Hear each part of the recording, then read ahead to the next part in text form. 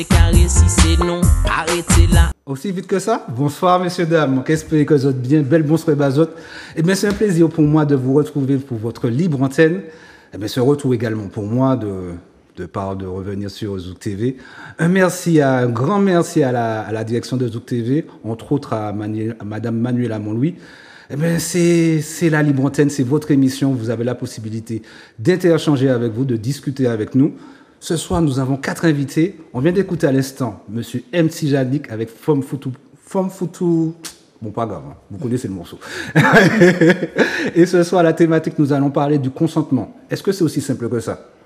MC Janik vient de le dire, soit c'est oui, soit c'est non, c'est d'accord ou pas d'accord. Est-ce que c'est aussi simple que ça? Nous allons discuter ce soir.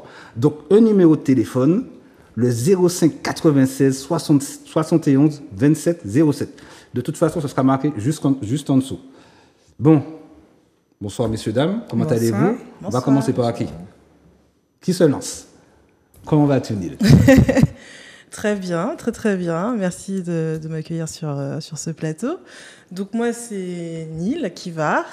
Je suis afro-féministe. Je travaille au sein de 2 associations en ce moment, notamment Combit, l'association donc socioculturelle, notamment qui fait du théâtre forum, des interventions dans les collèges et lycées, et aussi Culture Égalité, l'association féministe. Et aussi, je suis à mon nom, c'est-à-dire j'ai une boîte qui s'appelle Débouillard, qui fait des ateliers d'art plastique. Ah, ça c'est très très bien. Ouais. Juste à côté, comment vas-tu? Ça va impeccablement. Ça dit à Mathis, tranquille? Ça va. T'as la forme?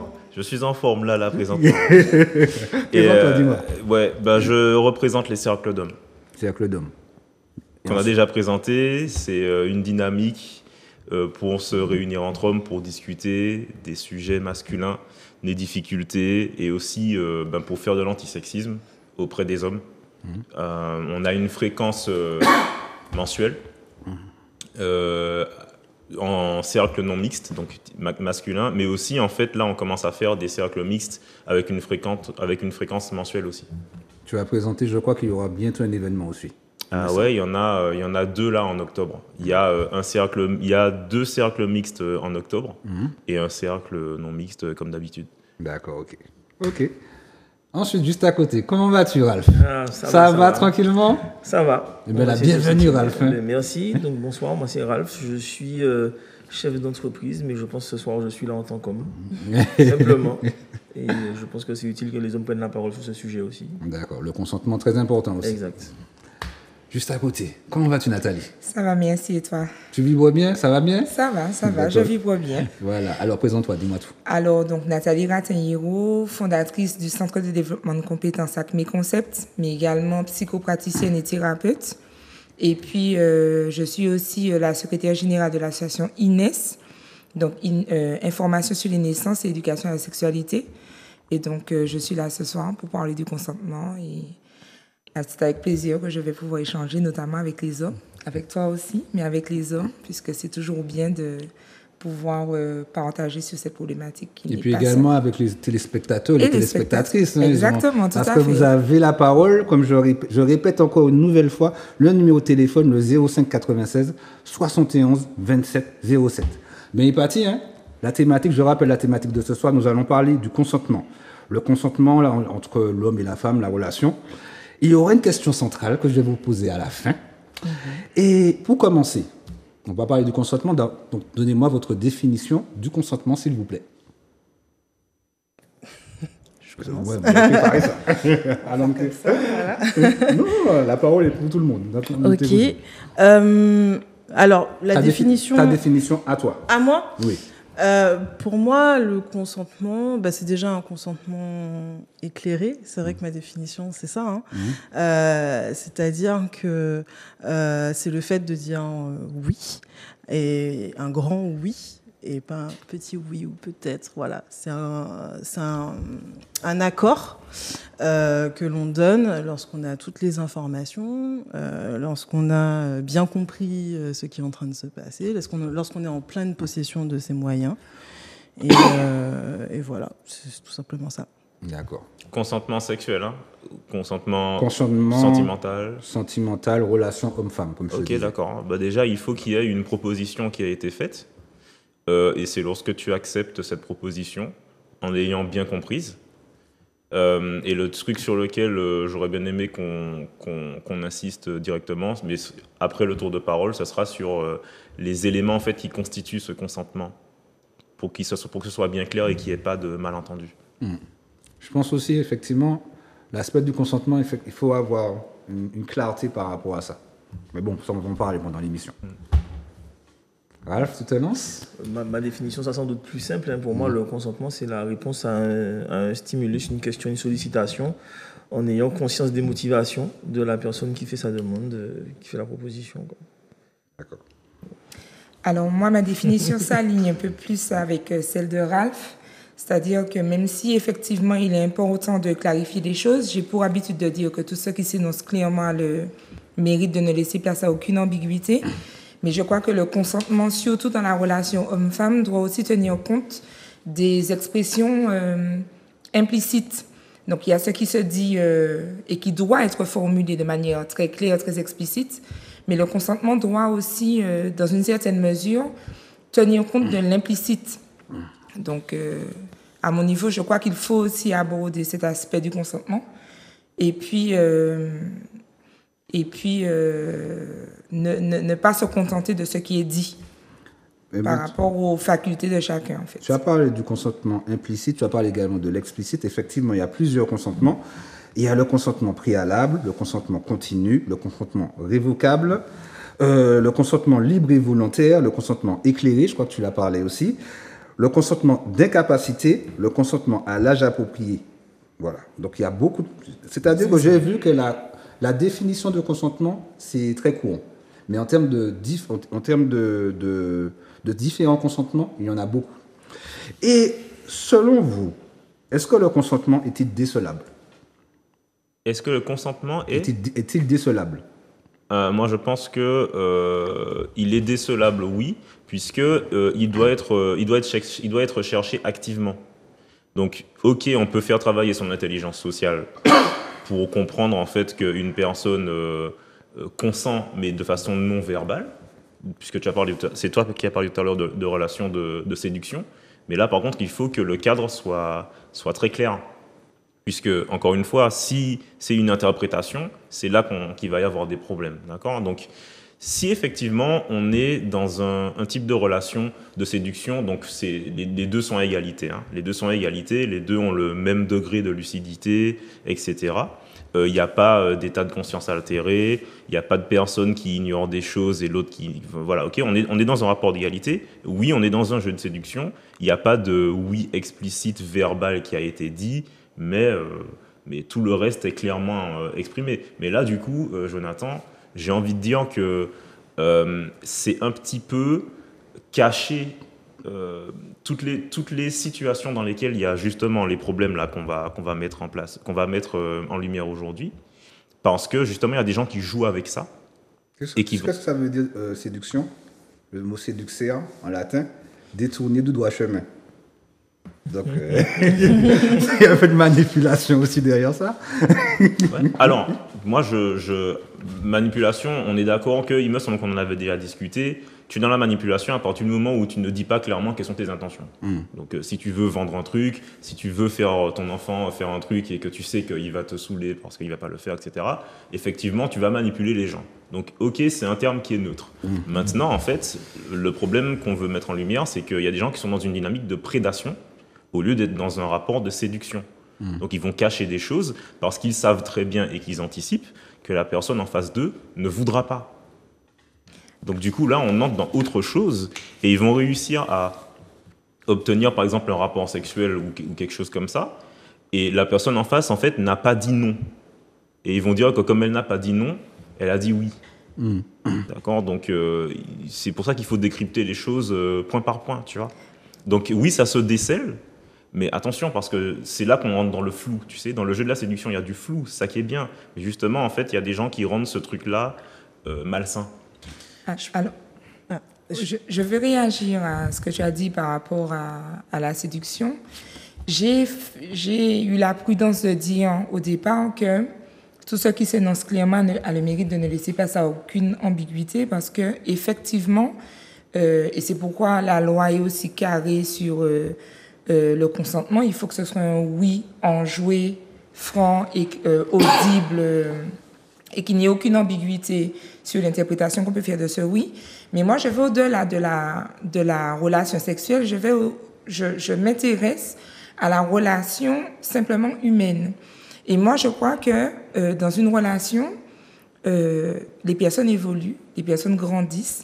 Alors, je vais prendre le cas, je ne parle pas de la séduction de départ, du démarrage de la relation, je parle vraiment de l'interaction qui est entre deux personnes au cours d'une vie.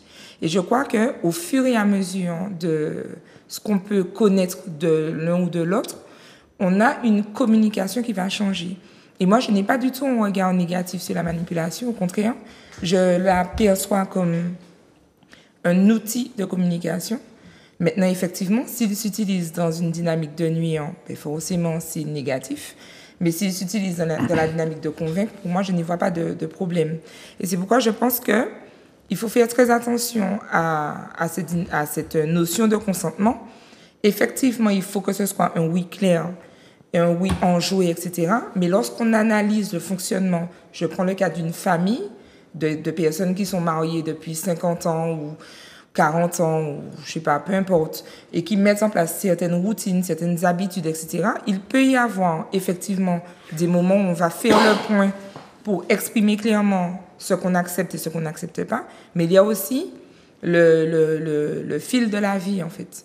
Il y a le fil de la vie, et c'est pourquoi je pense qu'on devrait aussi discuter de ce caractère implicite qui n'inclut pas forcément un oui, un non, de manière très ferme et très déclarée. Pour toi, il est décelable alors? Alors, il est décelable, ambigu, mais décelable, oui. D'accord.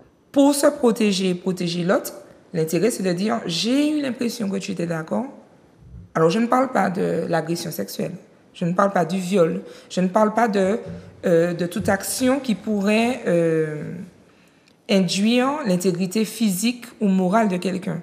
Je parle du fonctionnement général. C'est-à-dire que pour moi, le consentement ne doit pas concerner que les cas de violence ou les cas extrêmes. On peut parler de consentement sur les choses de la vie courante, en fait. D'accord. Et c'est pourquoi je dis que non, parfois, il peut être décelable sans être dit clairement. Et pour se protéger et protéger l'autre, il est important de mettre des mots sur les choses, mais ce n'est pas toujours un consentement, le consentement n'est pas toujours affirmé dans sa réalité. Je ne parle pas de ce que demande la loi, je parle vraiment dans sa réalité au quotidien. Tu disais pour toi, il est implicite.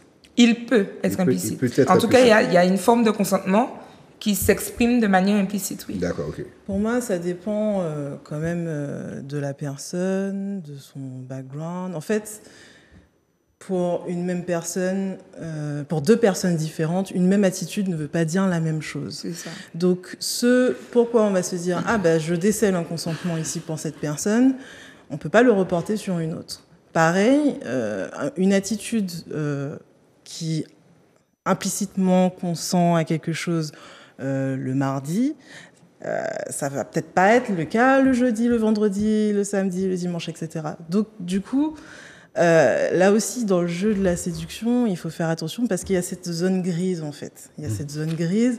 Et pour se protéger, je pense qu'en amont, c'est-à-dire lorsqu'il y a un doute, lorsqu'il y a le moindre doute, on demande, en fait, on communique. Est-ce que j'ai l'impression que t'es pas à fond, que t'es pas totalement d'accord? Est-ce que c'est moi qui me fais des idées? Quitte à passer pour ridicule ou quoi. Hein, ça crée un malaise, effectivement. Ça crée un malaise, certes, mais je pense que... qui évite des dangers. Je pense qu'il vaut mieux... être ridicule que de violer quelqu'un. Je pense qu'il vaut mieux... Là, tu vas loin quand même. Non, mais si on parle de consentement, on peut, surtout si c'est sexuel, bah, forcément, sans consentement, il y a viol. Hein, c'est la loi qui le dit. Que c'est le consentement sexuel. Ou le consentement entre hommes et femmes. Entre hommes et femmes. D'accord. Voilà. Non, mais c'est quand même pour préciser que en cas de doute... Quand tu vas loin, c'est-à-dire que je ne dis pas que tu as tort, ouais. mais c'est vrai que tu vois, tu es allé loin. Tu es allé dans le droit pénal, là, maintenant, là.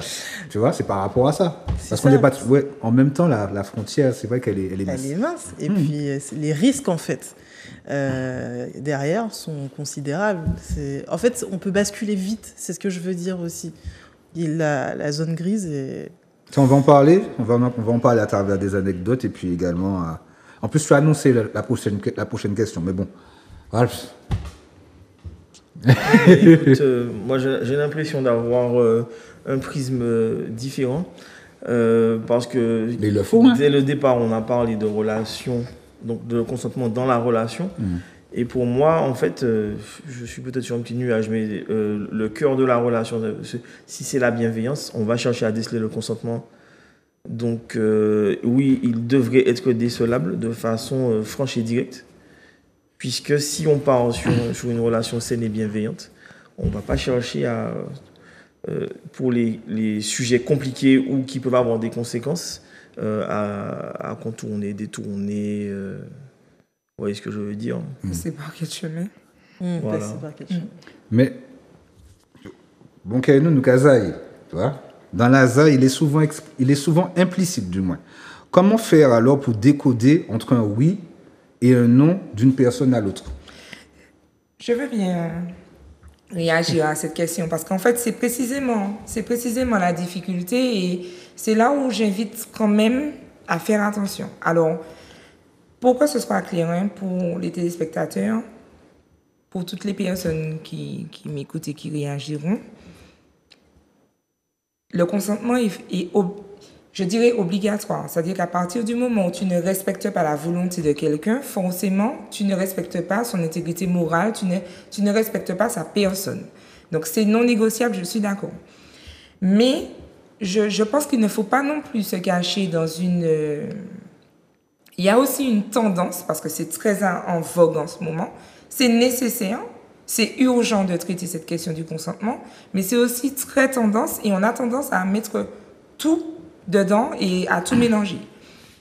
Pour la ZAI, lorsque je discute ou avec d'autres femmes, on le voit bien, le gars me plaît. Je prends l'exemple d'une soirée. Un mec sort de là où il sort, il t'attrape la main, allons danser, il te plaît, tu ne te sens pas agressé. Il ne te plaît pas, pourquoi le gars me touche? On a beaucoup ces cas de figure-là. Et à quel moment celui qui m'a pris la main, qui me plaît, a le droit de le faire? À quel moment celui qui sous prétexte qu'il ne me plaît pas, n'a pas le droit de le faire? Donc il y a une sorte d'hypocrisie alors? Alors, je ne dirais pas hypocrisie. Je sais que mes propos vont faire bondir des gens, mais c'est ce que moi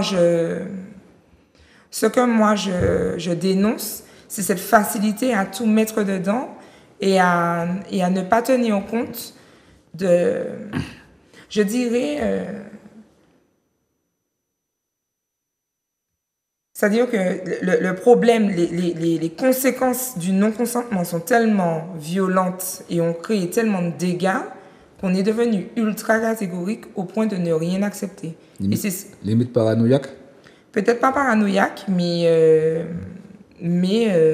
alors c'est soit il faut qu'on révolutionne les codes de la relation homme-femme, soit il faut les révolutionner vraiment, soit il faut qu'on soit strict en fait. On ne peut pas dire celui-là a le droit et celui-là n'a pas le droit, par exemple.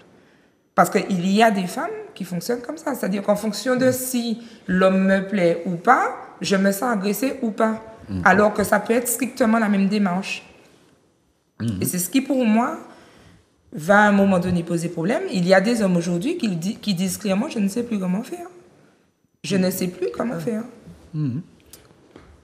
Oui, en fait, là, on commence à en parler. Et on avait parlé de ça la dernière fois. C'est le cocktail explosif, en fait, des rapports genrés qui sont toujours présents en Martinique, où la femme est éduquée dans une certaine passivité.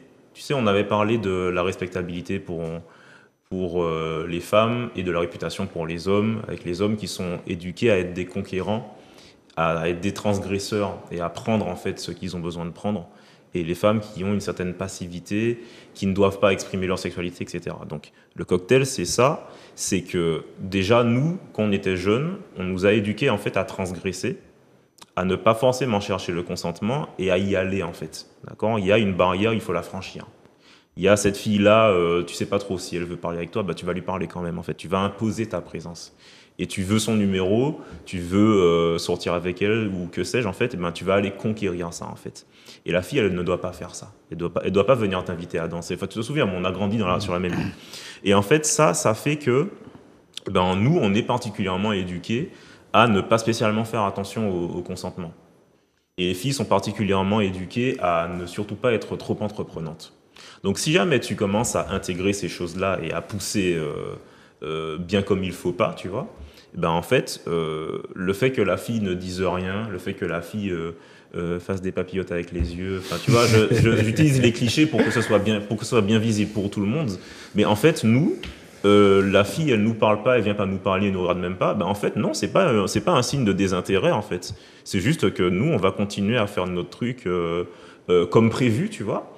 Et elle refuse un petit peu, ben c'est parfaitement normal, il faut juste qu'on insiste plus.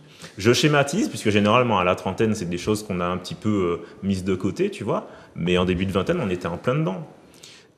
Et lorsque tu as tout le groupe social qui regarde en fait et qui va évaluer, la fille et le gars, ben en fait, ça donne encore plus de ballon. Et donc, on parle en fait de cette racine-là, parce que c'est un peu la souche du problème. On s'est rendu compte que ce modèle de rapport humain-là, c'est une impasse et qu'il faut faire demi-tour, en fait. Il faut tout détricoter. Et parce que ce sont Donc toi, pas tu es des... pour la déconstruction, alors, de ce côté-là. Complètement. Complètement. Parce que, en fait, là, on est en train de se rendre compte, il y a des gens qui commencent, en fait, à fouiller le truc et à montrer tout ce que ça a donné qui ne va pas. Il y a peut-être des choses que ça a donné qui vont, mais on n'est pas là pour... Enfin, moi, je ne suis pas là pour en parler ce soir. Je suis là pour parler, en fait, de ce que ça a donné qui ne va pas. Parce que quand tu prends un gars qui est en fin de trentaine et que tu lui expliques, en fait, que tous ces modèles de rapport humain-là, en fait, ben, ils ne sont pas bons, les gars, ils sont complètement perdus. Et c'est vrai. C'est vrai. Quels autres modèles on a? Les femmes aussi sont perdues. Parce qu'une femme qui ose aller demander, ou une femme qui, elle, prend l'initiative d'aller proposer sa présence ou un contact ou un échange de numéros, elle est aussi victime de « c'est une fille facile ». C'est ça, Donc c'est compliqué en fait. Et c'est pourquoi je parlais de « c'est soit on déconstruit par rapport à ce que tu disais, c'est soit on déconstruit complètement et on réapprend, on change de modèle relationnel entre nous, soit, de toute façon, je dis soit, mais en réalité, il faut le faire parce que sinon, on ne sait plus comment s'organiser. Parce qu'on ne peut pas accepter effectivement la violence qu'il y a derrière le non-consentement, mais en même temps, lorsqu'une femme est un peu trop entreprenante, et même dans mon discours, je suis déjà pas très OK avec ce que je dis, un peu trop entreprenante, c'est quoi? À partir du moment où une femme est entreprenante, il y a beaucoup d'hommes qui considèrent que c'est une fille facile. C'est-à-dire que son image en prend un coup et c'est pas toujours évident à gérer. Plus qu'une fille facile. Voilà, c'est même plus qu'une fille facile. On peut dire des gros mots. Voilà. Évite certains mots, mais bon, tu peux te lâcher. C'est une pipe, voilà. Et en fait, ce n'est pas une femme sérieuse. C'est pas une femme à marier.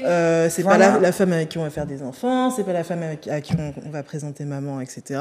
Donc, en fait, elles sont complètement décrédibilisées. Et en même temps, donc, le désir de la femme, je te rejoins, le désir de la femme, des femmes, en Martinique notamment, il faut pas qu'il soit trop visible. Il faut que ça soit caché, serré, fait, parce que le concept de respect... Vivons cachés, vivons heureux. Voilà, surtout les femmes, alors que pour les hommes, il faut montrer, et justement, ça donne des situations comme ça, où l'homme va se servir, et puis la femme... quoi. Je veux vraiment préciser par un fait que j'ai personnellement vécu et discuté avec une de mes cousines. À l'époque, tu parlais de la vingtaine, la trentaine. Aujourd'hui, je vais en soirée avec un public de mon âge. Je peux passer la session Zouk à tapisser, en fait. Absolument. C'est-à-dire qu'aujourd'hui... Pourquoi tu ne demandes pas à danser? Parce que effectivement, il y a encore ce blocage éducatif. Il y a les répercussions derrière. Mais qu'est-ce qu'elle veut? Alors, je veux simplement danser et rien d'autre. Il y a cette pression sociale. Et puis, il y a aussi le fait qu'il qui a cette gêne, en fait. Il y a cette gêne au niveau des hommes. Si je vais demander à danser, est-ce qu'elle ne va pas se sentir agressée? Quand elle vient me demander à danser, ne serait-ce qu'un contact visuel pour faire une première approche, venant de la femme, c'est extrêmement compliqué. C'est-à-dire que ça a vraiment, on ne réalise pas, mais ça a vraiment un impact sur nos vies sociales. Alors, pour ceux qui sont en couple, très bien. Mais moi, qui suis par exemple célibataire, quand je vais en soirée, et pas que moi, hein, je parle en mon nom, mais il y a le cas des personnes avec lesquelles je travaille ou que je reçois, c'est compliqué en fait. C'est compliqué d'interagir entre hommes et femmes parce que une femme entreprenante, ben, c'est une femme facile. Je pense ou aussi, agressive. Voilà, et puis il y a eu, je pense, trop d'abus, on en avait parlé aussi la dernière fois, il y a eu, je pense, trop d'abus. C'est vrai qu'à une époque, soirée... Moi, je me rappelle, je demandais à des femmes à danser à une certaine époque, et puis il y avait aussi une carence, une prestance. Genre, pour un nom, voilà... En fait, ça s'amplifiait. Et justement, ce que tu vois pas, donc, c'est les 10 autres gars qui ont demandé avant. Ouais, mais quand c'était comme ça aussi, eh ben, avec ces expériences malheureuses, tu ne redemandes pas à danser. Bien sûr, bien entendu. Alors, en fait, ça, peut-être qu'il faut se concentrer sur les gars qui vont venir et te tenir par la taille ou bien te toucher les fesses, etc. En fait, les gars qui vont être problématiques et qui finalement sont responsables de cet éloignement entre... Les bons payent pour les mauvais. Oui, alors par rapport à ça, si je peux me permettre, je voudrais revenir sur une chose qu'il a dite, c'est les hommes sont éduqués comme ça et les femmes sont éduquées comme ça. Je me demande si c'est pas l'absence d'éducation dans ces domaines-là qui fait qu'on a ces comportements-là, plutôt que l'inverse. Parce que moi, je ne me rappelle pas avoir été éduqué comme un coq, comme on a toujours entendu ça, hein. Mais moi, je n'ai pas été éduqué comme ça et je n'ai pas l'impression qu'il y a tant ça autour de moi. Par contre, il y a beaucoup de silence sur le comportement des adultes et c'est dupliqué. Donc les jeunes arrivent derrière en se disant « mais si les grands ont fait ça, moi, j'ai pas de problème, je continue, je perpétue ». Donc c'est un peu du mimétisme alors. Voilà, plus que de l'éducation. Oui. Mais la socialisation, en fait, c'est la somme de toutes les influences qui font qu'on se comporte comme aujourd'hui. C'est la famille, donc ça peut être effectivement par mimétisme. Ça peut être aussi l'influence du groupe des pairs. Par exemple, on voit les copains faire et on trouve ça cool. Et du coup, on fait la même chose. Ça peut être aussi par les médias, les réseaux sociaux, par la musique. Dans la musique, par exemple, ici, il y a beaucoup de chansons, de sons qui font un petit peu la gloire de ce qu'on appelle la culture du viol et puis surtout de la violence, etc. Donc, et c'est bien ce que tu dis quand tu parles de la musique de chez nous, parce qu'en fait, ça me fait penser aussi à la question de culture. Je veux parler de... Tout à l'heure, il parlait du non-consentement par rapport aux publicités agressives, etc. Je crois que c'est une question aussi de culture. Je vais prendre un exemple qui est parallèle, pas tout à fait axé sur la relation homme-femme. Vous allez à Chicago, vous faites du shopping, vous avez des gens qui sont postés devant les magasins à vous offrir des cadeaux. Vous avez des gens, quand vous rentrez dans un magasin, « Hey, salut, comment vas-tu » Si bien que ça m'avait surpris, je me suis dit, bon, ben allez, je vais lui demander, et toi, ça va? Pour voir si c'était commercial ou si c'était sincère. Sauf qu'ils répondent, oui, ça va, ouais, bof, la journée est comme ci, comme ça. En fait, c'est culturel chez eux de fonctionner comme ça. Et donc, il faut aussi que dans notre approche, dans notre analyse du consentement, dans notre décryptage du consentement, qu'on tienne compte aussi de la culture. On est quand même dans une culture où on faisait quand même, et il n'y a pas si longtemps que ça, on ne parle pas de siècles et de siècles, où on faisait la culture de la matador, de la femme qui porte sa tenue, qui parade, etc. Il y a aussi tout ça, en fait. Il y a des choses qui sont ancrées à notre culture, non pas que je crois qu'il faille les garder, mais il faut en tenir compte quand on décrypte le consentement pour pouvoir comprendre pourquoi les gens réagissent comme ça. Et c'est là où je dis attention à la partie implicite, qui n'est peut-être pas liée à une dynamique de violence, une dynamique de forcer ou de nuire, mais qui est peut-être tout à fait rattaché à notre culture. Yeah. Parce qu'il disait qu'il n'est pas éduqué en ce sens, mais les premières éducations se font par l'observation. Il y a la première éducation. Excuse-moi Nathalie, il y a la culture, mais il y a aussi les influences. Oui, c'est ce qu'elle disait. Ouais. Parce qu'on a notre culture, c'est vrai, que ce soit les bons avec les mauvais côtés, mais il y a également les influences de l'extérieur.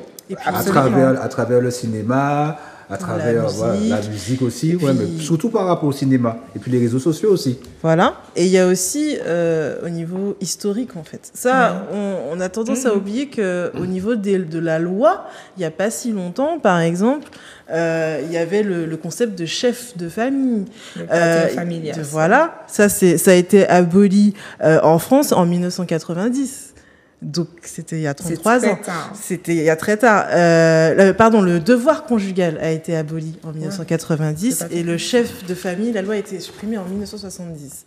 Donc, il y a un contexte aussi légal qui fait que, bien sûr, aujourd'hui, depuis 2014, la loi, les lois d'égalité entre les femmes, puisqu'il s'agit de ça, hein, moi, c'est vrai que je fais un raccourci, mais pour pouvoir mieux expliquer, les violences, en fait, elles sont dues aux inégalités. Absolument. Quelle que soit l'oppression, que ce soit le sexisme, le racisme, l'homophobie, tout ça, ce sont, en fait, des luttes.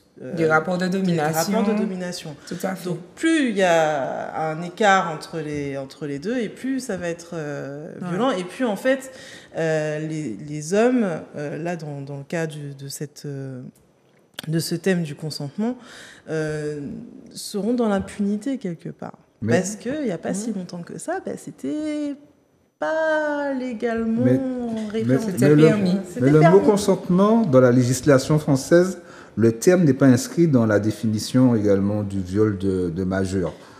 Mais j'ai vu aussi que dans certains pays européens, par exemple en Allemagne, on dit que le non, c'est non. En Espagne, on dit qu'un seul oui est un oui. Un seul oui est un oui. Entre les deux, non, c'est non. Et oui, c'est oui. Vous êtes plus proche de quelle lignée ? Non, c'est non. Non, c'est non. Parce qu'en fait, oui, ça peut être sous la menace, ça peut être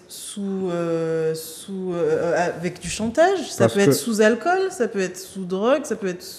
En fait, oui, ça ne veut pas forcément dire oui. Parce que quand je regarde, parce que dans leur code pénal, tout acte sexuel sans consentement explicite est désormais reconnu comme un viol dans le code pénal. Et pour l'Espagne, dans la loi en Espagne, tout acte sexuel commis contre la volonté identifiable d'une autre personne est désormais une infraction pénale. Et ça date il n'y a pas si longtemps que ça. Ça n'y a pas longtemps. Ouais. Ok, l'Espagne est quand même moins rigide que l'Allemagne là-dessus, j'ai l'impression. Et en France, je vous donne pour la France ? Oui, on veut bien. Le code pénal précise que tout acte sexuel commis par violence, menace, contrainte ou surprise est une agression sexuelle ou un viol. Sans l'un de ces quatre procédés, l'absence de consentement de la victime majeure et l'intention de l'auteur ne peuvent être démontrées. Et sans quoi menace, sans l'un des quoi surprise. Sans l'un de ces quatre procédés, l'absence de consentement de la victime majeure et l'intention de l'auteur ne peuvent être démontrées. Ok, très bien. Ok, donc c'est pour ça en fait que il faut qu'on aille en fait à la souche en fait de nos codes sociaux. Pourquoi ? Parce que c'est ça qui donne naissance en fait à ces comportements-là. D'accord ? Et étant donné qu'on est dans une dynamique de réparation, il faut qu'on regarde en fait ce qui est cassé.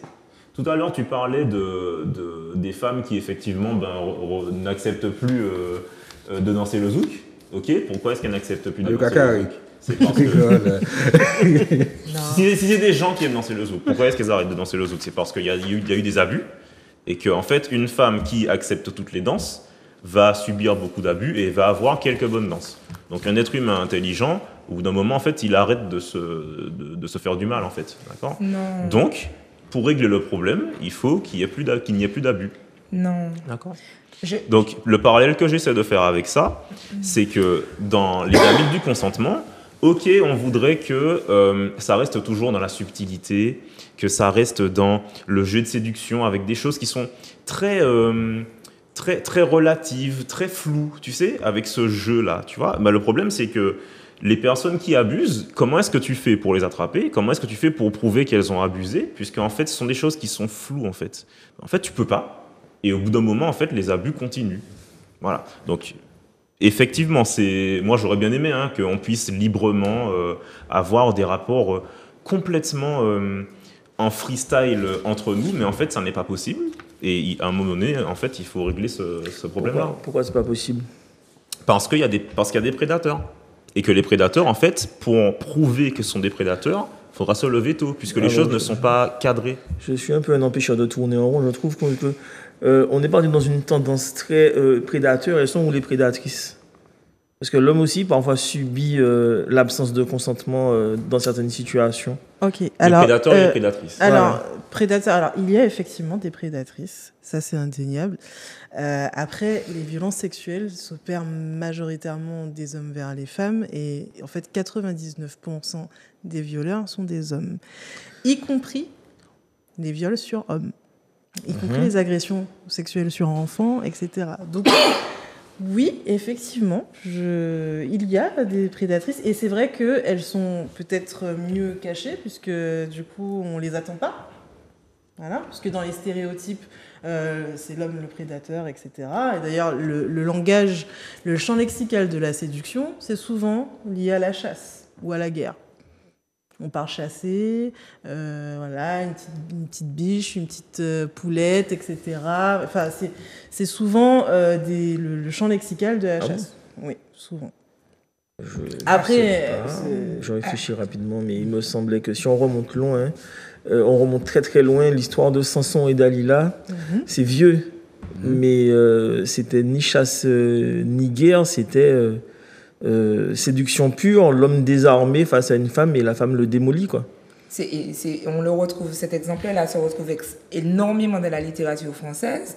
On a énormément d'hommes qui se suicident dans les théâtres, etc., qui se suicident parce qu'une femme a manipulé son cœur et finalement s'en est prise à lui.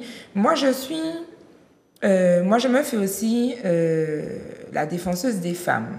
Parce qu'effectivement, moi, je trouve que la femme est extrêmement victime, en tout cas dans notre société martiniquaise. Par contre, et c'est là où je tire la sonnette d'alarme, je dis que ce n'est pas parce que... C'est vrai que le chiffre 99% que tu annonces est énorme et qu'on ne peut pas le minimiser, mais je crois qu'il faut quand même... Il est de notre responsabilité, nous les êtres pensants qui réfléchissons à déconstruire ça et à travailler sur l'aspect éducatif, il est important de faire attention. Lorsque tout à l'heure, Mathis dit les femmes ne veulent plus demander à danser parce qu'elles ont déjà été trop agressées, moi je dis non, il n'y a pas que ça. Il y a peut-être beaucoup de ça, mais il y a aussi beaucoup de femmes, comme ce que je disais, il y a des femmes qui n'osent pas demander à danser par peur de ternir leur réputation. Ça n'a rien à voir avec une agression auparavant, ça a tout à voir avec le fait d'avoir une réputation ternie. Et bien souvent, je vais plus loin, une réputation ternie aux yeux des femmes. Donc, pas nécessairement aux yeux de l'homme, mais aux yeux des femmes. C'est-à-dire qu'on le voit dans les foyers, les jeunes garçons peuvent ramener leurs copines. Voilà. Par contre, les jeunes filles... dans le côté sociétal, éducation, tout ça. Oui, non, mais c'est la base. Il le dit, c'est-à-dire que Ralph l'a dit, Mathis l'a dit, on part sur la base de l'éducation. Et c'est vrai qu'on a vu, personnellement, j'ai vu les oncles, les tantes avoir... Les oncles, le grand-père avoir le droit d'avoir des enfants au mariage, il les ramenait à la maison. Mais par contre, si jamais une tante a une relation avec quelqu'un d'autre, c'est tabou, c'est-à-dire qu'on n'en parle pas, alors que l'homme, c'est légalisé. Donc oui, on est obligé de parler d'éducation. On ne peut que rentrer dans l'éducation. Il faut absolument... Et quand je parle d'éducation, je ne parle pas seulement des jeunes, je parle de nous aussi, apprendre à se rééduquer. Moi, je réapprends, pas en conscience, à me dire que, écoute, j'ai le droit de moi aborder un homme. Moi, je pense que ça passe aussi par la valorisation aussi. L'éducation, comme tu disais, aussi. Mais aussi par la valorisation, à savoir que aussi bien que l'homme a de la valeur que la femme aussi, et que peut-être que on va souvent peut-être rentrer, on va peut-être se dire que l'homme peut faire, mais est-ce que ce que l'homme fait aussi c'est bon? Tu vois, cette approche-là aussi, tu vois. Oui, tout à fait. Je vois très bien ce que tu veux dire. Je pense qu'il faut aussi passer par, ça c'est inévitable, la déconstruction des stéréotypes. Parce qu'en fait, ils sont tout en haut dans cette dynamique-là. Pourquoi est-ce qu'on dit que l'homme peut avoir des enfants hors mariage et les femmes non? Parce qu'en fait, on imagine l'homme, comme tu l'as très bien dit, comme un conquérant. Il est fort, il est autoritaire, il est dominant. C'est lui qui dit, c'est lui qui fait, etc. Et la femme... Mais de manière plus basique, c'est plus difficile pour une femme d'avoir des enfants hors de son foyer. C'est vrai, c'est compliqué. Comment elle ferait? Je voulais répondre. Comment elle ferait? Pourquoi? C'est compliqué quand même avoir des enfants hors de son foyer. Pourquoi? Ce serait plus compliqué. Déjà, la période de gestation, donc il y a la grossesse. Donc elle va être enceinte, elle va évoluer. Elle va aller déposer son enfant chez un autre homme ou chez quelqu'un d'autre. Il y a des sociétés où ça existe. Hein. Il y a des sociétés où ça existe. C'est plus compliqué. Moi, je trouve que c'est vraiment compliqué pour une mère de vivre cette situation. En tout cas, ce ne serait pas au Bafei, ça c'est sûr. Voilà. Ok, d'accord. Mathis. Les amis. C'est un point très, très important que tu soulèves, Ralph, les hommes qui sont victimes d'agression sexuelle, de la part de femmes ou de la part d'hommes. Pourquoi est-ce que je dis que les valeurs sociales, les valeurs de genre qu'on a intégrées sont des impasses? Parce que justement, l'un des trucs qui rend la tâche difficile pour les hommes dans le fait de reconnaître qu'ils ont été victimes, ça entre dans les valeurs masculines qu'on a intégrées. Déjà, par exemple, sur le harcèlement scolaire, en fait, les hommes ont beaucoup de difficultés à comprendre que, par exemple, quand ils étaient au collège, ils ont subi du harcèlement scolaire. C'est pendant la trentaine que, pouf, ça arrive et ils comprennent, en fait, ce qui s'est passé. Et que c'était grave, en fait, ou qu'ils ont été témoins, etc. Parce qu'en fait, les filles, elles découvrent ça, typiquement grâce à des associations féministes, en fait. Faut qu'on se dise les choses clairement. Les hommes, en fait, n'ont pas accès à ces données-là, ou alors ils y ont accès par des associations féministes mixtes. Je m'interromps. J'ai pas fini, les amis. Vas-y. Et donc, du coup, en fait, sur les agressions sexuelles, c'est pareil, en fait. Il y a beaucoup d'hommes qui se rendent compte, bien avancés dans leur vie d'adulte, du nombre de fois où, en fait, ils ont cédé un rapport sexuel. Ils n'en avaient pas envie, mais ils l'ont cédé, pas forcément parce que leur partenaire leur mettait la pression, et peut-être que leur partenaire leur mettait la pression, mais aussi parce qu'ils ont intégré que un homme, noir surtout, il doit être toujours prêt. J'ai une anecdote par rapport à ça. Et que s'il n'est pas prêt, il y a un problème. J'ai une anecdote par rapport à ça. Excuse-moi, je rebondis une anecdote, je vais changer les noms, je vais appeler Brenda. Brenda et Brandon. Ça, c'est un trait de Megan, ça. Exactement. Brandon est intéressé par Brenda, Kazaye. Brenda accepte l'invitation de Brandon au restaurant. Sur leur chemin, elle hésite, mais elle y va quand même. Brandon est entrepreneur, il se rapproche d'elle, il commence un petit peu à toucher sa main, elle a un petit peu de recul. En discutant, Brenda est gênée, elle retire sa main délicatement. Brandon s'avance, il embrasse Brenda. Est-ce que selon vous, il y a un consentement? Non. C'est évident, non. Ça, c'est clair et net. Et il y a un non-consentement implicite aussi. C'est ça, c'est ce que tu Et c'est ce que je disais. Il y a un non-consentement implicite. La gestuelle, les expressions du visage, c'est très important aussi, en fait. Parce que lorsque Brenda retient sa main, on dit qu'elle est gênée, mais comment est-ce qu'elle exprime ça? Il faut aussi pouvoir le voir, il faut être attentif en fait à tous ces signes, et si on en a un doute, encore une fois, on demande. Et je suis très contente que tu aies pris cet exemple-là, parce que ça me permet de préciser ce que je disais sur l'aspect implicite des choses.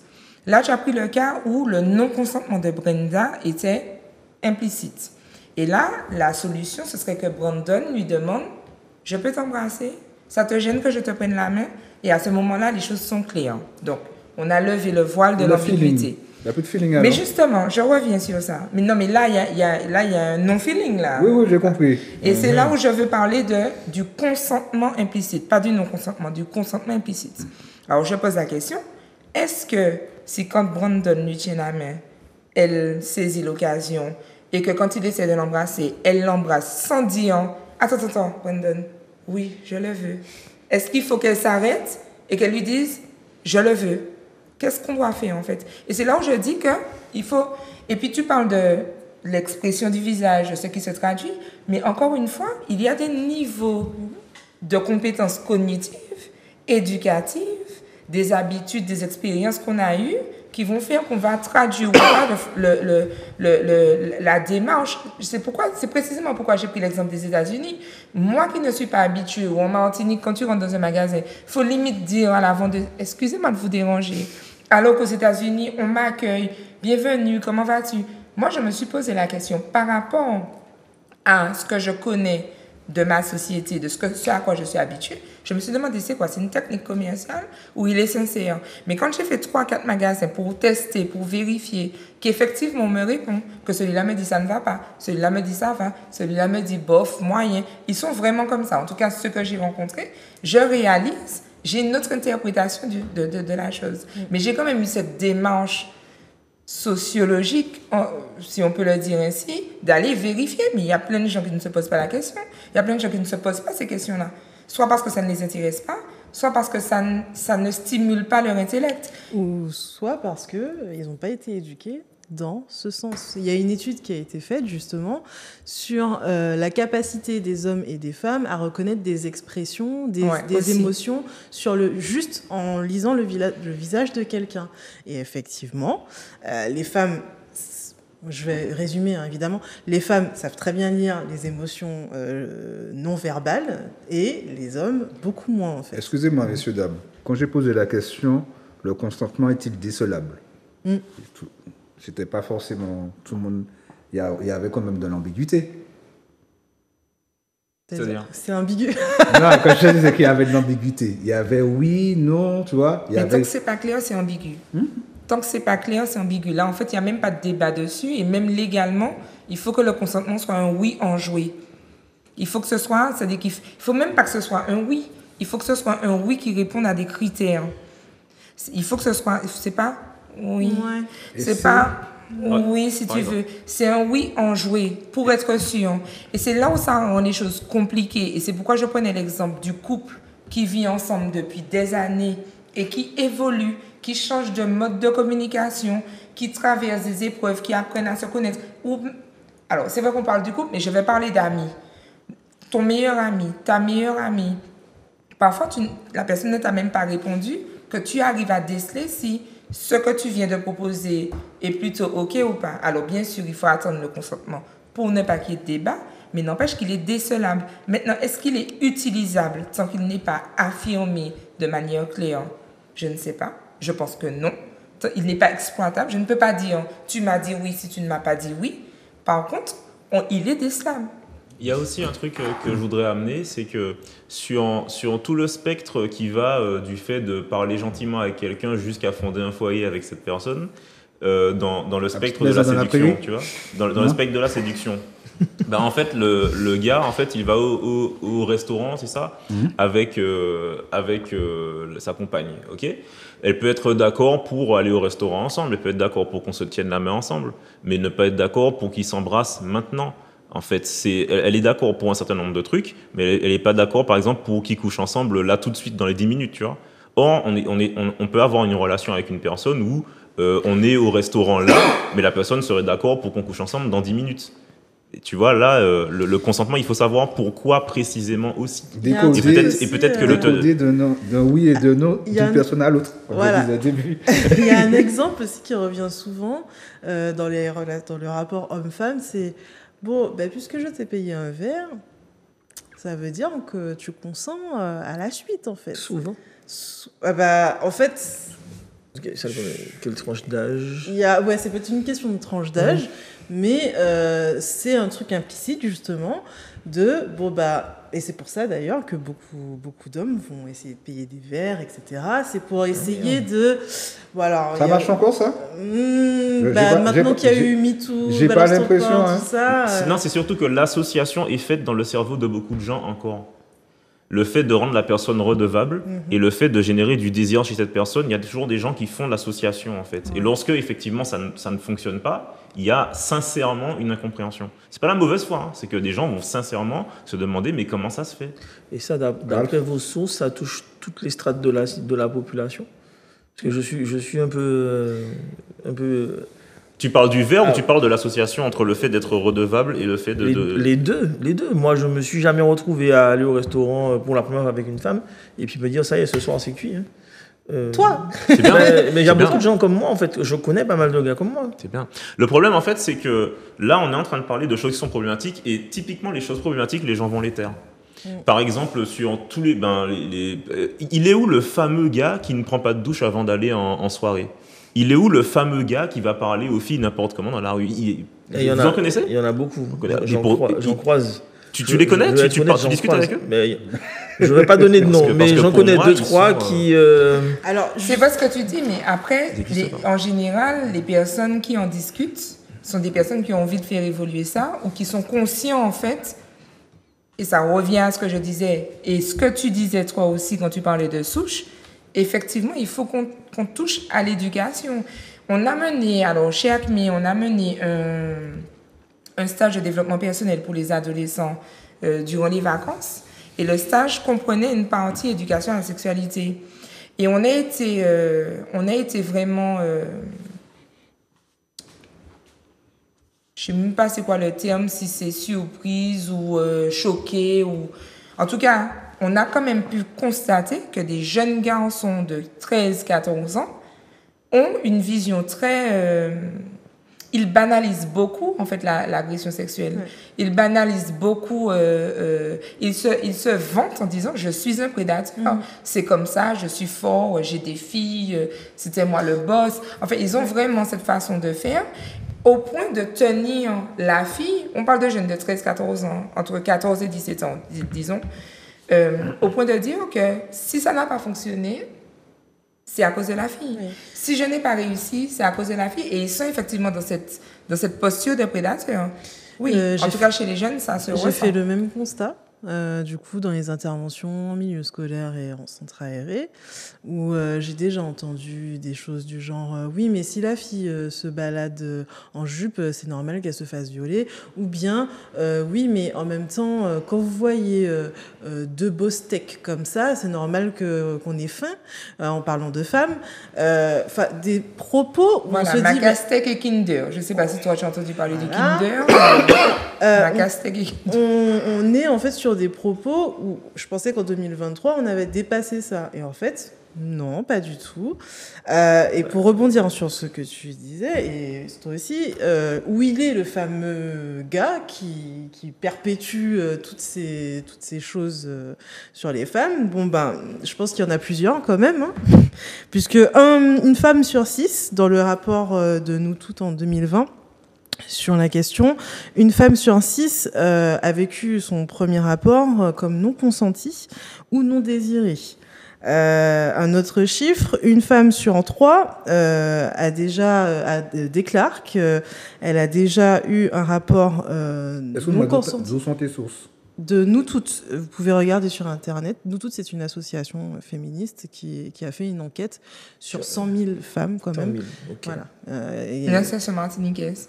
Il n'y a pas, pour l'instant. Okay. Mais en fait, culture égalité, justement. Et okay. Nous Toutes sont en lien. Okay. Et il faut se rapprocher de l'Ovifem aussi. Ouais, l'Ovifem, il y a aussi comme association l'UFM qui... Oui. Voilà. Une femme sur 3 déclare avoir un rapport non consenti parce qu'elle avait refusé en fait le rapport non protégé. Il a quand même eu lieu. Une femme sur 4 déclare qu'un rapport s'est poursuivi alors qu'elle avait dit stop. Elle avait demandé à ce que ça s'arrête. Donc c'est quand même pas, je veux dire, c'est pas une seule maman qui fait méchant. C'est-à-dire qu'à un moment donné, il faut se poser la question. Qui sont ces hommes? Est-ce que finalement c'est le cliché du mec moche, qui n'a pas accès aux femmes, qui est en manque? Est-ce que c'est le cliché du mec dans un parking avec une capuche la nuit? Non, en fait, c'est pas ça. C'est Monsieur Tout le Monde. C'est voilà. Et à un moment donné, il faut se poser la question. Et ça veut pas dire. Moi, je ne dis pas que tous les hommes sont méchants. Bien au contraire. Je pense qu'on est simplement dans une société qui banalise et qui en fait apporte, qui met en place ces rapports de domination et qui légitime en fait ces violences. C'est tout. Je vais rebondir. Attends, tu voulais dire autre chose? Ah oui, non, en fait, moi, alors, il y a deux choses que je voulais dire. C'est pour ça que je demandais si les sources donnaient un panel qui décrit l'origine de la personne en termes social ou pas. Et la deuxième chose que je voulais dire, c'est la légitimation de la violence. Moi, en fait, j'ai plutôt... c'est plutôt un souhait, mais j'ai envie qu'on se pose sur ce point-là pour voir si c'est vraiment de la légitimation ou bien à la limite du laisser-faire pour dire mais j'avais pas vu en fait. Et je sais pas s'il y a une frontière entre les deux. La minimisation, c'est ça? Ouais. Ben, je pense qu'il y a une sorte d'impunité en fait. C'est vrai. Ouais. Il y a une impunité. Plus que de la légitimation. Mais je pense qu'en fait, ces rapports d'inégalité servent quelque chose de plus grand. Et je pense que c'est le capitalisme. Mais bon, Est-ce c'est un autre... Si par exemple il était inscrit dans la loi, est-ce que selon vous ça modifierait les comportements? C'est quoi? Excuse-moi. Le consentement est inscrit dans la loi. Ok? Est-ce que ça modifierait selon vous les comportements? Et c'est inscrit dans la loi. Il me semble que tu disais que c'est inscrit dans la loi française. Hein. Oui, dans la loi, oui. Mais est-ce que selon vous, effectivement, excuse-moi. Oui, je suis perdu là. En fait, c'est les mœurs, il y a les mœurs et puis la loi, c'est ça? Voilà, il y a un décalage. Oui, par rapport à ça, est-ce que selon vous, parce que le truc, c'est que comme c'est minimisé, on a constaté, comme tu disais par rapport à tes chiffres, si par exemple c'était implicitement indiqué auprès de tous, ça aurait dû faire peur davantage. Le viol va faire peur parce qu'on sait que si on viole quelqu'un, on finit en prison, c'est tout à fait normal. Mais vu que c'est toujours minimisé. 0,6 des personnes qui ont été accusées de viol sont condamnées en fait. 0,6%. Voilà, mais c'est ce qu'elle disait, Neil. Elle parlait du fait de condamner. C'est parce que c'est pas suffisamment puni par la loi, en fait, que les modifications, que les comportements ne changent pas. On peut le voir avec tout ce qui s'est passé avec Balance ton port. Ça a déjà commencé à faire évoluer certains comportements. C'est-à-dire que de savoir qu'on peut se retrouver du jour au lendemain dans une société aussi petite que la nôtre, où tout le monde se connaît plus ou moins sur Balance ton port, eh bien déjà, les hommes font déjà un peu plus attention. Et donc, je pense qu'effectivement, pour répondre à ta question, passe pour la partie loi, dans le texte de loi même, mais dans le fonctionnement de la sanction qui va derrière, si c'était plus sanctionné, effectivement, parce que finalement, Balance ton port, mis à part les cas qui se soldent par de vraies condamnations, avec des peines de prison, etc., la sanction sociale qu'il y a derrière permet aussi de faire prendre conscience qu'il y a un vrai problème et puis qu'il faut faire attention, en fait. Et c'est pourquoi je parlais au tout début de revoir finalement notre fonctionnement dans la relation. C'est tout qu'il faut revoir. Rééduquer les femmes, rééduquer les hommes aussi. Il y a une catégorie sociale qui est dominante par rapport à l'autre catégorie sociale. Donc, la catégorie sociale masculine est dominante par rapport à la catégorie sociale féminine. Ça fait que, par exemple, moi, en tant que gars, je sais que les femmes qui sont autour de moi, j'ai intégré que je leur suis supérieur. Si jamais il y a un truc et que moi j'ai besoin de quelque chose, quel que soit le problème, si jamais il y a un sujet de discorde ou que sais-je, je pars en gagnant, je suis supérieur en fait, je suis meilleur qu'elles. Si jamais ces femmes ont intégré l'inverse, c'est-à-dire qu'elles sont inférieures à moi, si jamais il y a un problème, en fait, elles vont intégrer que c'est elles qui ont tort. Si jamais il y a eu une agression sexuelle, elles vont intégrer que c'est elles qui ont tort, c'est elles qui ont fait un truc qui ne va pas, et elles vont se taire, en fait. Et c'est exactement comme ça que ça se passe. Donc, si jamais tu veux inverser ça, tu peux effectivement changer les mœurs en sensibilisant les femmes au fait que, en fait, c'est pas comme ça que ça se passe. Et tu peux aussi changer la loi, puisque les mœurs ont un poids sur la loi, mais la loi a aussi un poids sur les mœurs. Il faut faire les deux en même temps, en fait. Et c'est ce qui est en train de se faire. Après, en fait, étant donné que la justice, c'est un mammouth, tu vois, ça va très lentement. Il y a des vieilles personnes qui travaillent là-dedans, qui ont des trucs qu'ils ont intégrés. Ça prend du temps, en fait, tu vois. Ben, en fait, ça fait que, ok, c'est illégal, donc les victimes ont la loi de leur côté. Ok, c'est immoral, elles ont les mœurs, elles ont l'éthique de leur côté. Mais en fait, pour faire avancer le truc, ça prend énormément de temps. Ça avance quand même, hein. Mais il faut pousser derrière, parce que si jamais on arrête de pousser, il ne se passera rien. Tout comme, en fait, toutes les luttes sociales. Tout comme, je ne sais pas si tu as un exemple de lutte sociale qu'il y a eu dernièrement en Martinique, où c'est illégal, hein, ce qui s'est passé, hein, et c'est aussi immoral, mais ça met un petit peu de temps, et il faut que les gens poussent derrière pour qu'il se passe quelque chose. Moi, c'est exactement pareil. Il y a des expressions comme qui ne dit mot consent, en disant il y en a tout dit. Est-ce que ça banalise le consentement selon vous? Ça fait partie de la culture du viol, complètement. À l'opposé de ça, il y a une expression que j'aime dire souvent, c'est que quand il y a un doute, il n'y a pas de doute. Donc il faut nuancer la perception des choses.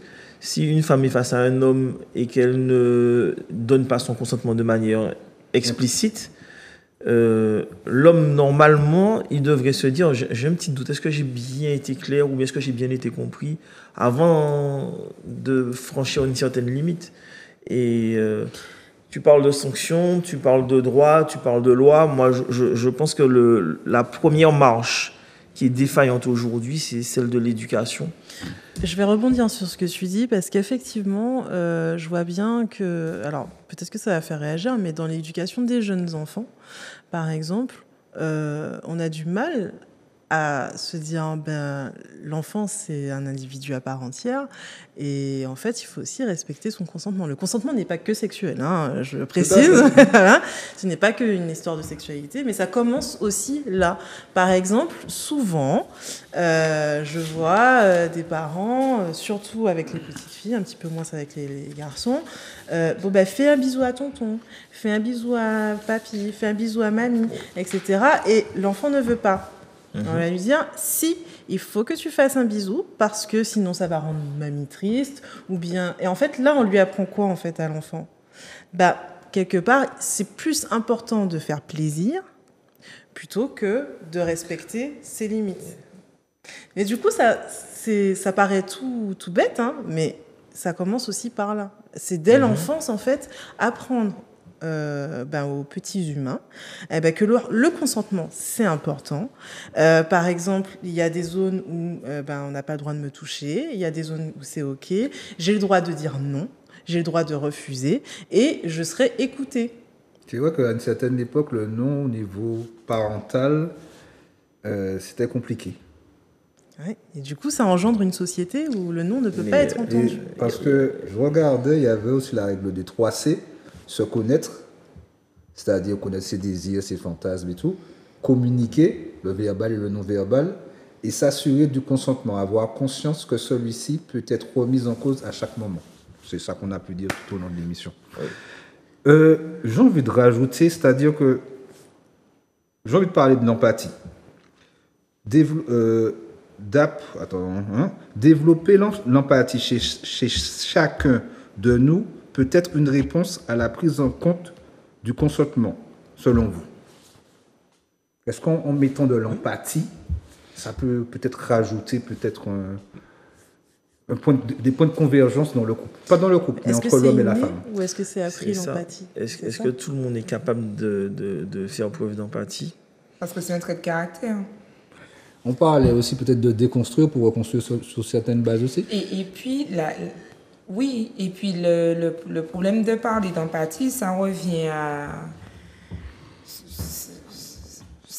l'interprétation finalement, parce que être empathique, c'est se mettre à la place de l'autre, mais avec ses moyens, avec ses propres moyens, c'est-à-dire avec sa propre sensibilité.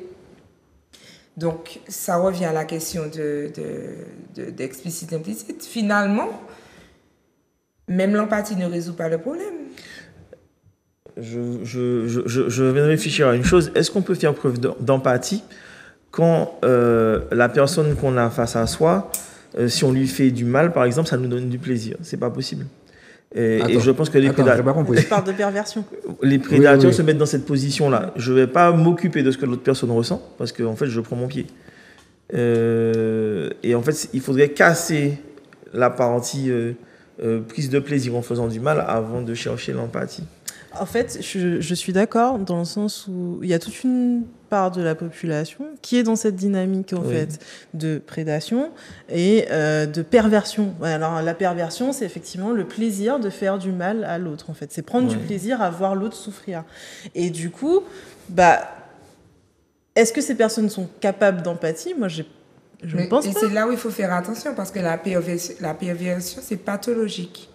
C'est-à-dire que la perversion, c'est vraiment pathologique. Ce n'est pas une démarche de personne éclairée, saine, c'est pathologique. Et pourquoi il y a autant de personnes et c'est pourquoi je dis qu'il faut faire... En fait, le problème de cette question du consentement, c'est que c'est extrêmement... On veut réduire le consentement à un oui ou un non. On veut se dire que comme ça crée des problèmes, il faut stopper net, point barre, etc. Et je suis d'accord avec le fait qu'il faille enrayer cette machine qui est destructrice. Mais pour pouvoir analyser, lorsqu'on est dans la phase empirique, où on cherche à comprendre le fonctionnement de la société par rapport à cette question de consentement, il faut faire très attention parce que la perversion, c'est une pathologie. Donc ça ne peut pas être pris en compte comme deux personnes saines qui sont dans une dynamique de j'ai respecté ou pas le consentement. C'est vraiment autre chose, en fait. Mais alors, moi, je ne connais pas exactement, je ne reconnais pas plus sur ce sujet. Est-ce que la perversion peut s'exprimer sur un sujet qui... Excuse-moi, Neil, je crois qu'il y a un appel. Allô, oui, bonsoir. Allô ? Oui, allô ? Oui, bonsoir. Oui, bonsoir. À qui avons-nous l'honneur ? Audrey. Audrey, bonsoir. Audrey, tu t'appelles d'où, Audrey ? De Ducos. De Ducos. Nous t'écoutons. Oui, bonsoir. Je voulais intervenir par rapport à la notion d'empathie. Et je me demande si apprendre l'empathie ou bien permettre en fait aux autres d'en avoir. C'est-à-dire que c'est quelque chose aussi qui peut s'apprendre. Hein.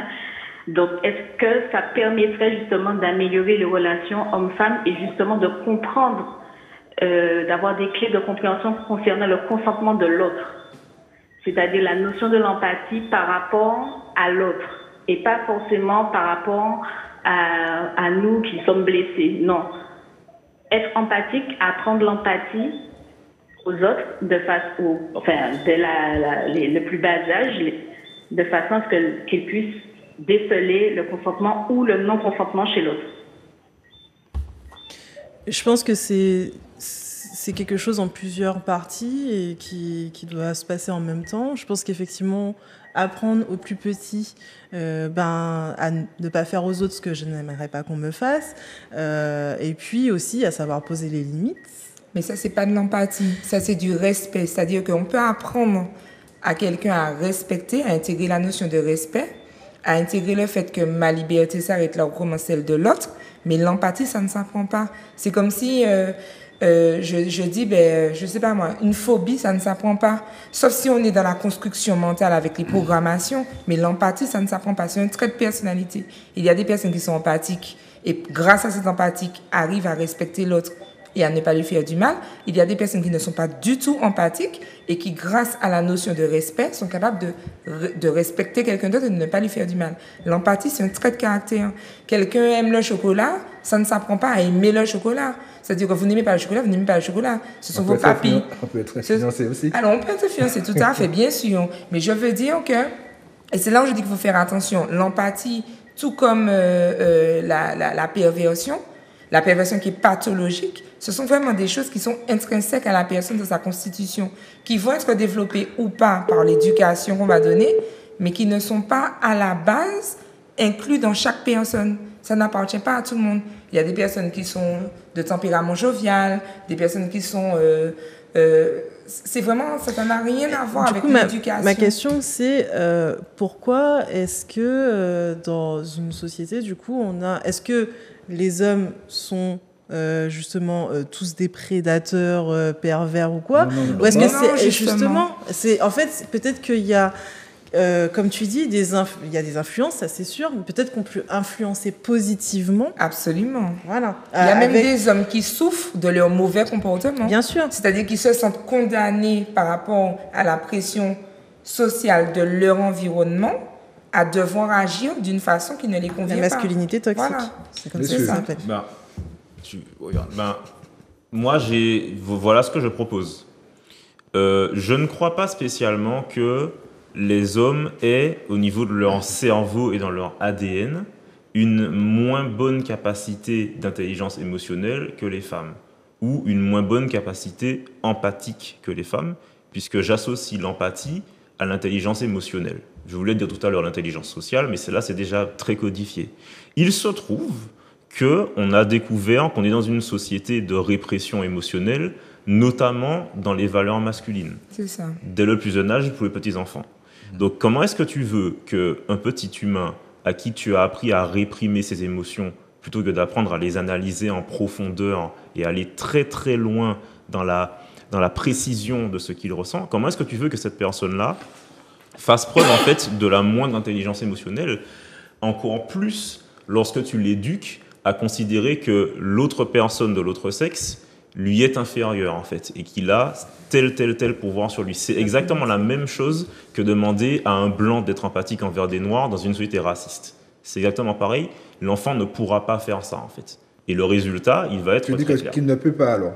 Je pense que c'est très très difficile. Je pense que tu lui retires des outils pour pouvoir en fait faire une connexion humaine avec l'être humain qui est en face de lui. Okay. Et ça, c'est pas inhérent au fait d'être blanc ou au fait d'être homme. Donc il ne faut pas en fait sous-estimer le concept d'éducation. Tout à l'heure, on a dit éducation, mais peut-être qu'on peut parler de culture finalement, puisque je pense qu'il y a des gens qui disent éducation, c'est les parents uniquement. Donc on va parler de culture. Okay, on va parler de culture. On est dans une société de culture de répression émotionnelle, oui. Et donc, du coup, tant qu'on sera là-dedans et qu'on n'aura pas détricoté ça, et ben en fait, les petits garçons qui deviendront des hommes après auront des difficultés empathiques. Ça, c'est clair et net. Hein. C'est maintenant que dans les cercles d'hommes, on apprend du vocabulaire sur les émotions, on apprend à décrypter des trucs qui se sont passés il y a des dizaines d'années, hein, où la personne avait une expression faciale, on a compris le truc d'une façon, on essaie de revenir là-dessus. On essaie en fait de creuser là-dessus et en fait on se rend compte que on a des tas de logiciels qui sont installés et en fait qui nous empêchent de comprendre ce qui se passe en face. Creuser en profondeur. Oui. Connaître. Oui. Déjà chez soi et c'est très difficile et il y a beaucoup de personnes qui fuient ça et chez les autres aussi. Donc moi je pense que oui, l'empathie pourrait servir à travailler sur cette notion de consentement, mais là on n'y est pas encore.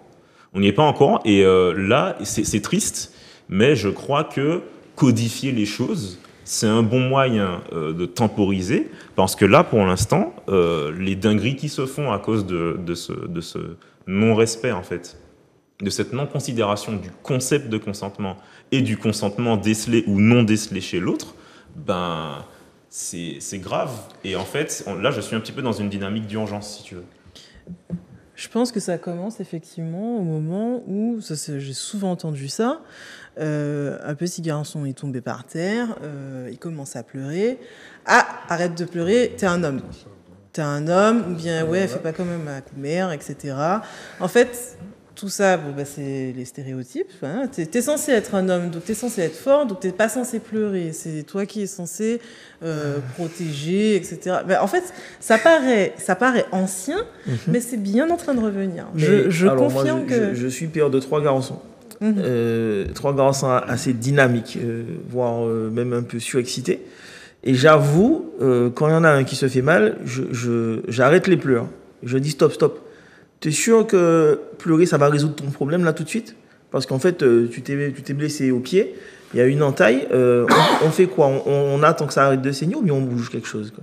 C'est pas que je veux pas qu'il pleure, je veux qu'il comprenne en fait qu'il a le droit d'avoir mal, qu'il a le droit de le dire, il y a 2 larmes, mais on va pas passer 3 heures à pleurer, quoi. Et pourquoi pas? C'est l'accueil des émotions. Là, tu proposes une solution.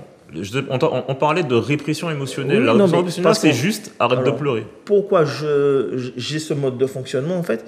C'est parce qu'à un moment donné, la question se pose, est-ce que les bases qu'on donne à un enfant permettent d'être différents que si on l'a laissé se démerder tout seul?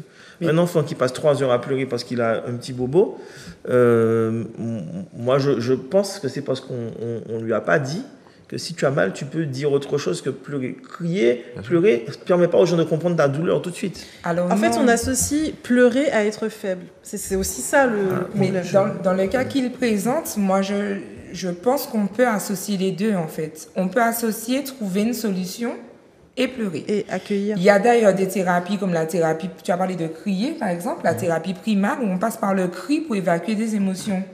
Donc, en fait, on peut associer les deux. On peut se dire, ah oui, ça fait mal et je comprends que tu es mal et c'est normal que tu aies mal et tu as envie de pleurer, pleure. Par contre, effectivement, tu peux l'inviter à trouver une solution pour sortir de cet état de détresse. Par contre, je ne crois pas qu'il faille réprimer les pleurs. Je ne crois pas qu'il faille réprimer les pleurs parce que, comme ils disent, c'est cette répression des pleurs qui ensuite font croire aux petits garçons en particulier qu'il n'y a pas droit.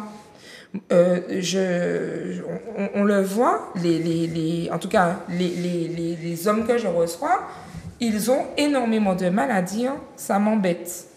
Je ne sais pas comment faire. Ils ont, par contre, même en tant que client, ils auront tendance à me dire « trouve-moi une solution ». Par exemple, « trouve-moi une solution ». Ils sont dans l'injonction. Il faut trouver une solution pour moi. Okay. Parce que, justement, ils n'ont pas cette possibilité de pouvoir dire « j'ai mal, je me sens pas bien ». Et d'ailleurs, ils vont passer par des expressions qui sont tout à fait liées à la force, la colère. Je suis tellement fâchée que je vais casser une vitre avec mon poing. La violence. Je vais crier, j'ai le verbe haut, c'est parce que j'ai un grand coffre, etc., etc. Mais jamais, pourquoi pas pleurer? Pleurer tranquillement, et même si ça dure des heures. Pourquoi une femme pourrait traverser une période de dépression et pas un homme? Non. Alors, et quand je parle de dépression, non, mais la dépression, contrairement à ce que l'on pense, je ne parle pas de dépression sévère. Un gros poil, c'est une dépression. Passer par le deuil, ça peut entraîner une dépression, absolument. Je pense qu'il y a beaucoup plus d'hommes que de femmes qui passent par la phase gros poil que ce qu'on pensait. Oui, alors attention, moi, alors, s'il y a un truc que je n'aime pas du tout, et je le disais quand je suis passée dans l'émission Papa Géniteur, Papa Géniteur, chaque fois je fais l'erreur, Papa Géniteur, s'il y a quelque chose que je n'aime pas du tout dans ce genre de débat, c'est de quantifier, même si effectivement ce soir, dans le cadre du consentement, tu as donné un chiffre qui est alarmant et que je ne peux pas nier, mais de quantifier ou de dire chez les hommes, il y a beaucoup plus d'hommes ou beaucoup plus de femmes. Enfin, je trouve ça dommage de d'aborder le débat sur cette dynamique-là parce que forcément, ça va stigmatiser l'une ou l'autre des parties. Parce que finalement, on pourrait stigmatiser aussi la femme parce qu'on est quand même dans une société où les hommes sont beaucoup plus éduqués par les femmes que par les hommes aussi. Oui. Donc ça voudrait dire que si on commence à compter, ça voudrait dire que les femmes sont aussi responsables de ce non-consentement. Je prends un exemple tout bête dans l'éducation. Vous avez certainement déjà vu la grande tante ou la mamie qui va dire aux petits garçons très petits, 1 an et demi, hey, je vais manger ton coco. Je vais manger ton coco. Elles font pas ça avec les filles. Elles font pas ça avec les filles. Oui, ou bien très tôt, on va lui prêter... On va dire à la fille, ferme tes jambes, oui. Assieds-toi. Et puis le garçon, il faut qu'il soit déjà un coq dans la basse-cour, etc. Mais qu'il ait une petite copine. Pourquoi tu vas jusque-là? Mais pourquoi tu vas jusque-là? Je termine juste mon propos pour parler de l'intimité. C'est-à-dire que la petite fille, vous allez sur un parc... Les petites filles auront... Alors, il y en a qui ne feront pas forcément attention, puisqu'on ne va pas... Je me refuse de tomber dans la généralité, mais j'ai pu observer que les petites filles vont faire beaucoup plus attention à leur manière de s'asseoir par rapport aux petits garçons. Et pareil, dans ce rapport à son propre corps, je reprends cet exemple, la grande tante qui va dire hey, « je vais manger ton petit coco », elles ne font pas ça avec les filles, en fait. Et donc, ça laisse... apprentissage par l'observation, par l'écoute, par ce qui est possible, ce qui est permis. Le petit garçon grandit avec cette idée que mon coco, il est free, en fait. La petite fille, c'est son petit bijou qui est caché. C'est pas la même chose. Donc, c'est là où je dis que tu parlais de culture. Moi, j'aime le mot éducation, mais en soi, l'éducation comprend aussi la culture dans laquelle on vit, parce qu'elle se construit. Les éducations se déclinent en fonction des sociétés. Donc c'est le problème des rôles sociaux de genre dont on parlait tout à l'heure. Aussi. Les exemples sont multiples. Et oui, effectivement, il faut déconstruire ça. Il ne faut pas avoir peur de dire à son petit garçon, non, Tati n'a pas le droit de toucher à ton corps. Ouais, bah, déjà, ouais, très, je oui. dis ça. Et pour rebondir sur ce que tu disais sur les hommes qui ont plus de gros poils que les femmes, etc., je pense que peut-être qu'on peut dire que le gros poil chez les hommes, il paraît plus impressionnant. Mais justement, cette répression émotionnelle vous dessert, en fait. Et dans les cas, en fait, de débordement émotionnel lors d'une rupture, les filles, les femmes sont plus à même de gérer leurs émotions parce qu'elles ont beaucoup plus l'habitude, c'est comme ça qu'elles sont socialisées, alors que les hommes, non. Et du coup, il y a une grande détresse. Je suis parfaitement d'accord avec ce point-là. Et peut-être que quand je dis qu'il y a plus d'hommes qu'on ne l'imagine qui subissent ça, entre guillemets subissent, peut-être que de recenser, je ne sais pas si on peut dire ça, les hommes qui sont dans cette situation-là, on pourrait constater que c'est le point de départ d'une déviance. Parce que beaucoup d'hommes se disent, ça ne m'arrivera pas 2 fois. J'ai été gentil, j'ai accepté trop, j'ai pas géré. Elles vont payer les autres. Voilà, exactement. Donc du coup, peut-être que d'inverser le processus de la gestion du gros poil en acceptant qu'on a eu une déception et que ça a eu un impact et puis qu'on se reforme derrière, plutôt qu'on se transforme en monstre, ça pourrait changer les choses. Je suis d'accord, et en fait, ça pose le problème, donc la répression émotionnelle, pour moi, ça pose aussi le problème de l'immaturité émotionnelle et du manque d'intelligence émotionnelle. Parce que quand on se dit, bon, bah, du coup, puisque c'est comme ça, les autres, elles vont payer, c'est de l'immaturité émotionnelle. Ça veut dire que moi, je ne me remets pas en question, c'est la faute des autres, et en fait, c'est aux autres de gérer mes émotions. Oui. Il y a juste quelque chose qui m'inquiète un petit peu quand on parle d'intelligence émotionnelle. Je pense par exemple à la personne autiste. D'accord ? Il y a des cas d'autisme où ces personnes sont au potentiel intellectuel, HPI. Mais par rapport à la manifestation de l'autisme, ces personnes n'ont pas une intelligence émotionnelle développée, un haut potentiel émotionnel, ne le sont pas. Et donc, avec le manque de potentiel émotionnel, il y a moins d'empathie, moins de sensibilité. Ces personnes-là sont capables aussi de faire preuve de respect du consentement. Oui. Bah, souvent, c'est des personnes aussi qui ont été marginalisées et qui ont vécu des Alors, situations... moi, je te parle de situation actuelle. Moi, je travaille avec un jeune homme. J'étais avec lui ce soir. Un jeune homme, un enfant qui est autiste, d'accord ? Donc, forcément, il n'a pas la même sensibilité que celui qui n'est pas autiste, mais parce qu'il est bien éduqué, il n'a pas de difficulté à comprendre que ça puisse être source. Alors, je fais très attention parce qu'en accompagnement scolaire, on ne parle pas de déception. En tout cas, on ne veut pas parler de déception. Le jeune scolaire n'est pas là pour plaire ou pas à la personne qui l'accompagne, mais n'empêche que il a pas cette sensibilité, mais il a cette réactivité pour se dire, bon ben, ça c'est pas permis, ou ça c'est ok, ça c'est pas ok, mais ça n'a rien à voir avec son potentiel émotionnel. Ça a tout à voir avec son éducation. Peut-être l'estime de soi aussi. Son éducation. L'amour qu'il a reçu ou pas. Mathis, tu vas répondre, Aussi, mais oui. on va enchaîner très rapidement. Oui. Ça marche. Alors, ça rejoint en fait la question du consentement qui a été soulevée par Ralph tout à l'heure. Et la création du mépris envers l'autre sexe. D'accord ? Il y a en fait des valeurs dans notre société qui nous poussent à développer du mépris envers l'autre sexe. Je parle pour les hommes. Hein. Ce qui fait que tu es un jeune homme, en fait, tranquille, il y a des femmes qui te plaisent et tout. On va te fixer des objectifs, déjà qui ne te correspondent pas, puisqu'on est tous subjectifs, on est tous différents, mais on va te fixer des objectifs, il faut que tu sois comme ça, avec les femmes, avec cette femme précisément, mais avec les femmes globalement. Objectifs inatteignables. Tu vas te fixer des objectifs qui ne te correspondent pas, et effectivement, la relation il va y avoir un échec, en fait. Et ben, boum, là, tu vas trouver des gens qui vont te dire que, effectivement, si ça a échoué, c'est à cause d'elle. C'est à cause d'elle au singulier, mais c'est à cause d'elle au pluriel, puisque les femmes sont toutes pareilles et que, en fait, c'est un complot, tu vois. Voilà. Et donc, du coup, en fait, là, tu vas faire un pas de plus, en fait, dans le mépris et le ressentiment, et tu vas trouver des gens, en fait, qui vont te prendre pour te donner la ligne à conduite, la ligne de conduite avec les femmes.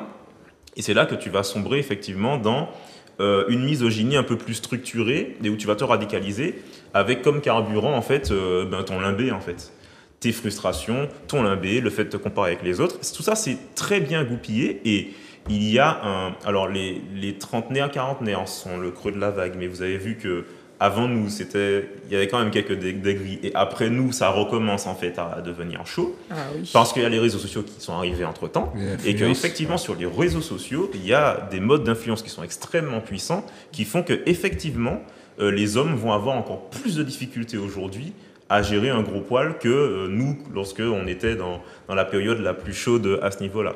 Et donc en fait, il faut absolument ne pas croire que les jeunes hommes là vont avoir les mêmes difficultés que les nôtres. Ils sont confrontés à des difficultés complètement différentes et c'est pour ça qu'il faut être présent pour eux, pour qu'ils ne sombent pas dans ce que je viens de dénoncer là en fait. Et donc, à partir du moment où ces gars-là sont dans ce genre de données qui piratent complètement leur rapport au monde, leur rapport à leur propre consentement est complètement biaisé puisqu'ils ont des objectifs et des valeurs qui ne sont pas les leurs. Donc en fait, leur consentement à eux n'est pas respecté. Et les valeurs qu'ils ont intégrées les empêchent de respecter le consentement d'autrui. J'ai dit ça pour recentrer un petit peu. Malheureusement, on touche à la fin. Déjà. Ben oui, ouais, ou à l'aise en fin de compte. Ou à l'aise en fin de compte. J'espère que vous avez apprécié un petit tour de table très très rapidement pour donner vos impressions par rapport à l'émission de ce soir. Bon, j'ai trouvé que c'était très intéressant. J'ai apprécié en fait les interventions de chacune des personnes présentes sur cette table. Et si je devais dire un dernier mot, c'est estime de soi justement. Ok, super émission comme d'habitude, ça passe très vite. Les gars, venez au cercle d'hommes. Et puis on discute de tout ça. Alors, Alf. Écoute, j'ai apprécié l'émission, j'ai apprécié le partage, les échanges. La seule nuance que je trouverais, c'est j'ai eu l'impression qu'on est plus parti sur l'absence de consentement de la femme vers l'homme. Et puis dans l'autre sens, on n'a pas exploré le champ en fait. Fallait faire 2 heures d'émission. Peut-être. On est sur un acte. Nathalie. Mais moi, j'ai vraiment apprécié ce partage. J'ai pu voir un petit peu, entendre des avis de tous. Je continue à dire que le consentement est obligatoire, nécessaire pour notre société. Maintenant, c'est vrai qu'on n'a pas forcément le temps là ce soir, mais je crois que... On a quand même eu un peu de temps quand même. On a quand même parlé. Oui, on a bien parlé, mais je veux dire que pour moi, le sujet est tellement complexe qu'il en faut encore du temps pour en parler et surtout ne pas tomber dans la généralité. Ce n'est vraiment pas, selon moi, la solution. Il faut vraiment passer par l'éducation et être un peu plus proche des personnes qui méritent d'être sensibilisées et non se dire c'est comme ça, donc il faut faire ça. Voilà. J'avais une question centrale, mais ça a été répondu. C'était comment peut-on savoir s'il y a consentement dans la séduction ou dans la relation amoureuse? Mais on a eu beaucoup de réponses, beaucoup de clés pendant l'émission. C'est clair qu'on ne pouvait pas parler de tout, mais on a essayé quand même de parler de ce qu'on pouvait parler. Mais j'espère en tout cas que vous avez apprécié, mesdames et messieurs, téléspectateurs, téléspectatrices. Et bien, une prochaine, à l'autre nuit. Bye.